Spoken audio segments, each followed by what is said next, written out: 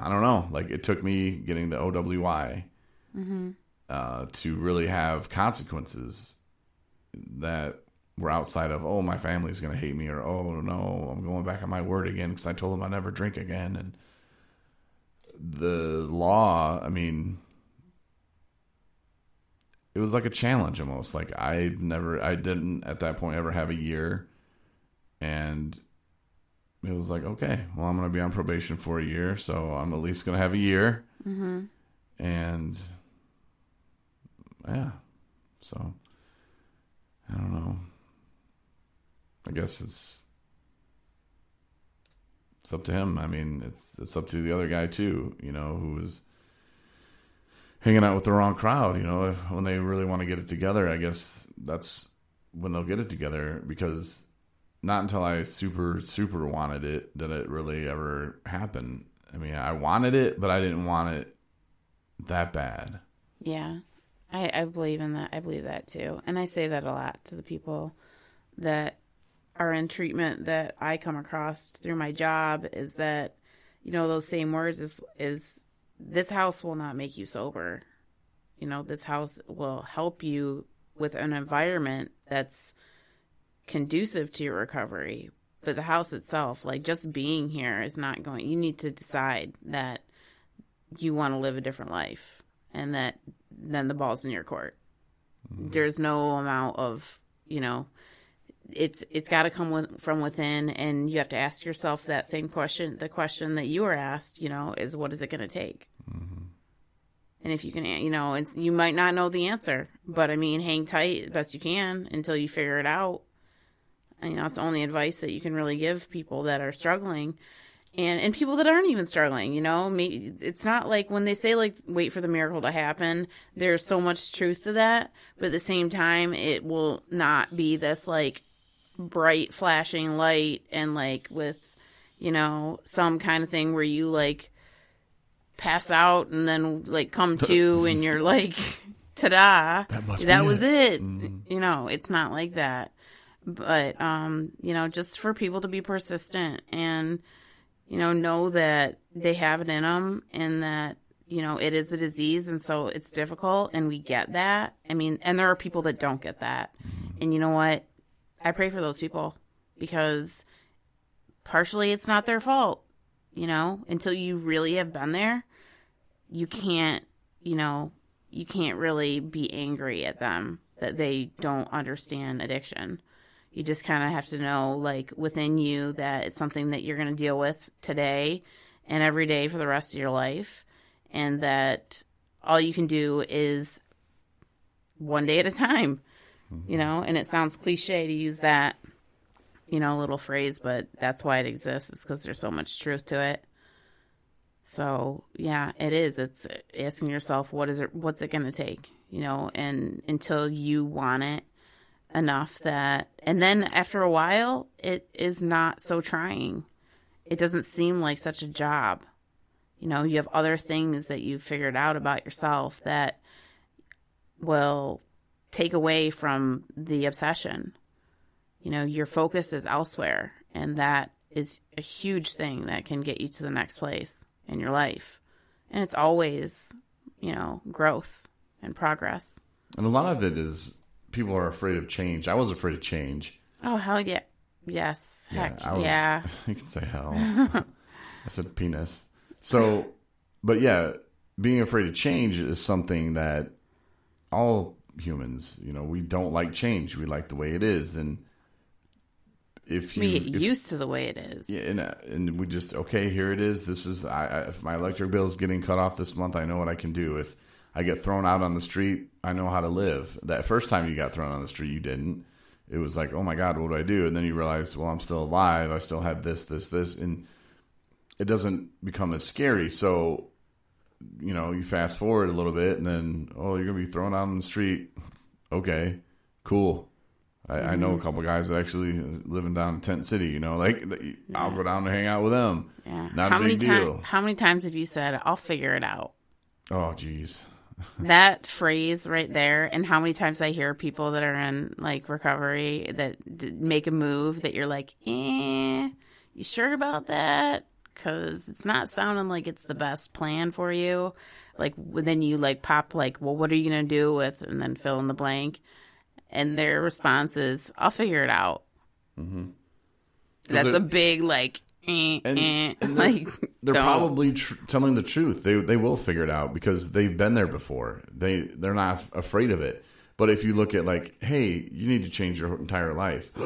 Wait, what? My entire life? That's freaky. I don't want to do that. I did. You know, when that was first told, I had to change everything. I told them I did. I stopped drinking. I don't drink when I do laundry anymore. I don't drink when the sun comes up. I don't drink when I clean. I changed my whole life, man. I don't drink anymore. And not knowing, like, oh, you got to be proactive and you have to go find things to do that are sober. Get a hobby. And for a while there, I was painting a little bit. And I don't know, I'm not a really good painter, but it was fun. But I was trying to find things to do, but nothing really clicked. And, you know, being a part of a community and not just going to an AA meeting, become a part of that AA meeting, you know, share, tell people, hey, I'm looking for people to go have breakfast with on Sundays, you know, like make appointments with people, you know, change your life, change the people you hang out with, you know, change your hobbies, get in my fantasy football league. That might save your life. Maybe. But, you know, those things that you're not used to doing, you just have to go through it with a little bit of uncertainty, but then you'll come out the other end and go, wow, this is amazing. Like you said, that moment of clarity that, you know, whoa, like this is happening. And I'm a huge fan of patting yourself on the back. You know, when you're doing something in early recovery that you catch yourself and you're like, wait a minute, you know, 6 months ago, 3 months ago, I wouldn't have done that. You know, pat yourself on the back. You don't have to, you know, put a sign out in your yard or anything, but pat yourself on the back. And just the fact that you know it, that, man, I would have not handled that situation well 3 months ago. I'm moving forward, you know, and you'll notice those things. And then in a year, you'll notice it's even better. And you'll start changing other things about yourself. And it won't even be hard to do. It'll just start happening. And you'll notice, like, you'll change for the better. And the things that you're doing, the people you're hanging out with, and the choices that you're making, it's unbelievable. And people, you don't have to be scared. People don't have to be scared to ask for help. It's a scary thing to do, but you don't have to be scared. I wish somebody would have told me all this a long time ago. I wish somebody would have sat me down and just said, look, here's how life can be for you. And here's what you have to do. And don't focus on it. Well, if you don't drink and if you don't hang out with these, no, just start doing, you know, go to meetings, make friends, make those Sunday coffee appointments or whatever. You know, go get ice cream. Yeah. Be a part of something. Make these things happen. And don't focus so much on, well, I'm not going to drink, or I'm not going to use, or I'm not going to, you know, focus on things you want in life. Have goals. And you'll find yourself going right after them. And, you know, you're not going to achieve your goal every single day, but you can get a little bit closer to it.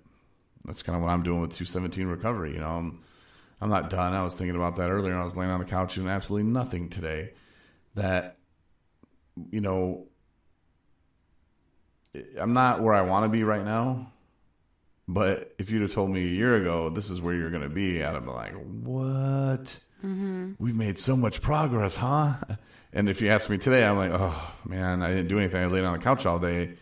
Didn't make any progress. And I feel like I'm in a rut sometimes and we're stuck. But in 5 years, I was thinking, you know, where's it going to be? What are we going to be doing? Because I'm not stopping yet, you know? Right?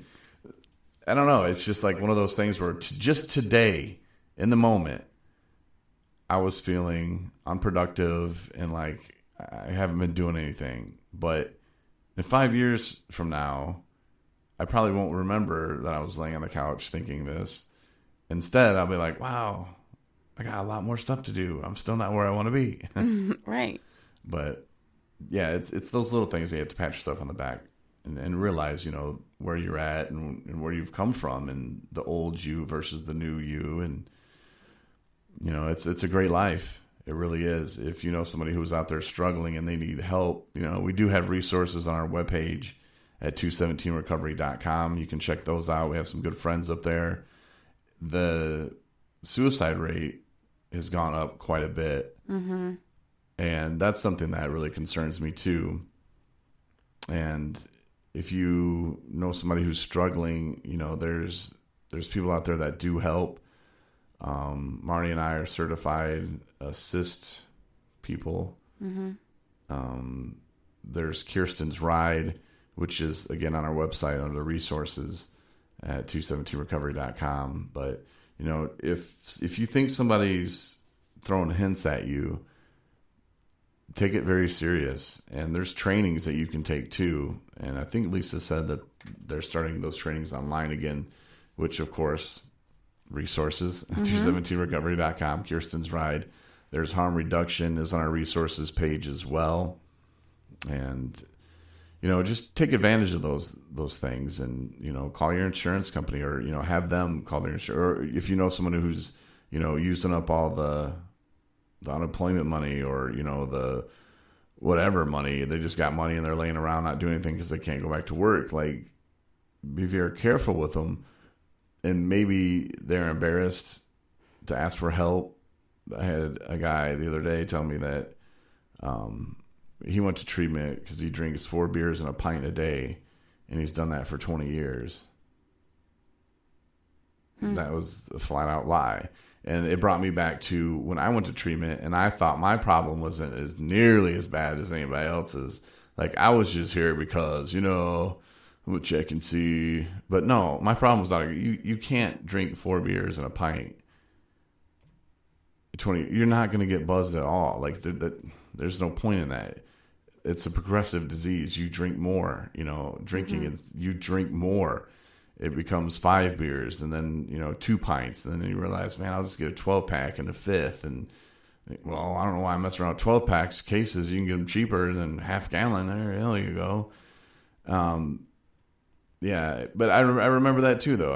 I have a job. I've never been fired, from radio. So I must be doing something right. I'm better than these other people, and my drinking problem's not nearly as bad as theirs. And yeah, I drink a little bit on the weekends, and I remember doing that too. But when he said that, it just was like, I didn't call him out on it or anything, but it just brought me back to a place where I was at, and I don't know. It was glad I'm not there now. Right. Man. It feels good to come out the other side. It really does. But for sure, if you're struggling, watch the company you keep. I had to turn on a meeting today. A guy invited me to a meeting, and his name's Joe. Joe, sorry, man. Hopefully you're listening. You got your shout out at least. Mm-hmm. And yeah, I couldn't make it tonight, but he's like, "Well, you're laying around the couch too much." I started making stickers, but. It felt good being invited to a meeting. It's like, man, this is like old times. And I really want to start going to meetings again. And hopefully we can start taking people to meetings, and not just the meetings in our city. Because, yeah, that's fun that you go to the meeting right down the road that's, 2 minutes away. And sometimes that's all you can, fit into your day. But it's also nice to go to meetings out of town, just to take that road trip that's a half hour, 45 minutes, just make a little trip of it. Yeah. And I recommend it. It's fun for me, and you meet new people, and sometimes you run into old people. Yeah. Which is what happened to me. But, yeah. Good little day. Check out the blogs. Yeah. Marnie put a new blog up. P.S. I'm grateful. I did not do a blog yesterday in honor of protesting stuff. Anna's blogs, they're there too. Broken to Beautiful. Yeah. Share us with your friends. Subscribe on Apple Podcasts or Spotify or however you listen. Appreciate it. Share us with your friends. And do you have anything else, Marnie? No. Okay, let's go eat some cake. All right. All right, we'll talk to you Thursday. Good night.